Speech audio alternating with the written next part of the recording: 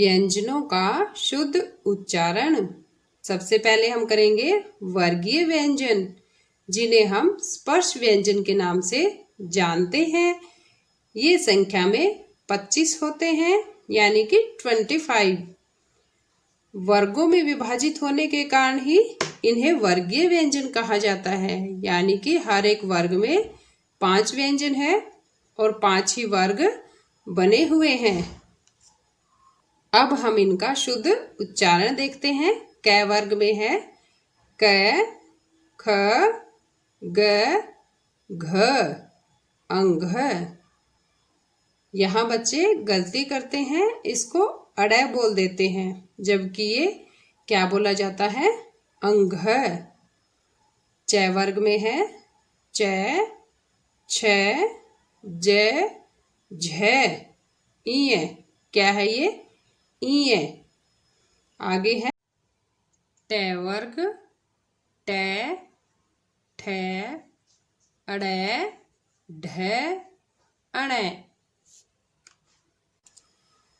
फिर है त वर्ग त, थ, द, ध, न। प वर्ग प, फ, ब, भ, म।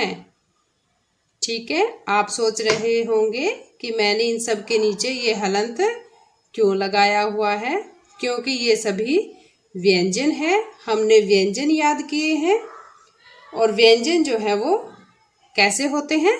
आधे होते हैं। वो स्वरों की सहायता से बोले जाते हैं। अब इनके साथ स्वर नहीं है तो ये हलंत के साथ लिखे जाएंगे।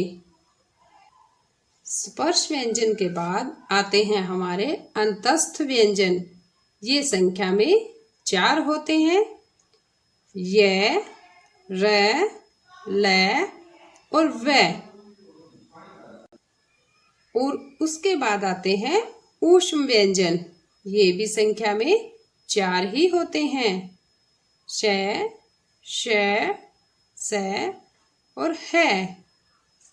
श के उच्चारण में गलतियां करते हैं, उन्हें पता ही नहीं होता कि कौन सा श कहाँ से बोला जाएगा, यानी कि उनका उच्चारण स्थान कौन सा है। तो अब हम वो भी देख लेते हैं। सबसे पहला है हमारा श। ये श तालव्य श है। कौन सा है? तालव्य, यानी कि तालु से बोला जाएगा। ये तालु का मतलब जीभ के ऊपर, यानी कि हमारे मुंह के अंदर जब हम आ करेंगे तो जो ऊपर छत है वो तालु कहलाती है। फिर है हमारा श। ये है हमारा मूर्धन्य श, यानी कि मूर्धा इसका उच्चारण स्थान है और मूर्धा। और ये है हमारा दंत, यानी कि जीभ दांतों को छुएगी इसका उच्चारण करते हुए। अब दंत तो आपको पता है, दांत जो हम बोलते हैं सामने दिखाई देते हैं। जीभ जब दांतों को टच करती है तो स बोला जाता है। जब दांतों से थोड़ा सा ऊपर जाती है, यानी कि तालु और दंत के बीच की जो जगह है उसे हम मूर्धा बोलते हैं। जीभ जब वहां छूती है तो हम उसको क्या बोलेंगे? मूर्धा, मूर्धव्य, यानी कि इसका उच्चारण स्थान मूर्धा है। और तालव्य यानी कि ऊपर की छत जो है हमारे मुंह के अंदर, वो तालु कहलाती है। अब एक विशेष बात और है कि जब हम इस श को र के साथ मिलाते हैं, यानी कि जब र के साथ इसका मेल होता है तो ये श्रय का रूप धारण कर लेता है।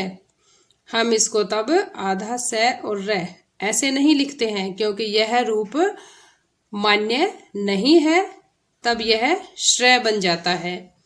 इसी तरह जब क और श मिलाते हैं तो ये क्या बन जाता है? अक्षय। क्या बन जाएगा? अक्षय। क और षटकोण वाला श, जिसे हम षटकोण बोलते हैं। तो अब आप जब भी इनका उच्चारण करें तो इनका उच्चारण स्थान जो है उसको ध्यान में रखकर उच्चारण करें, इससे आपका उच्चारण अशुद्ध नहीं होगा।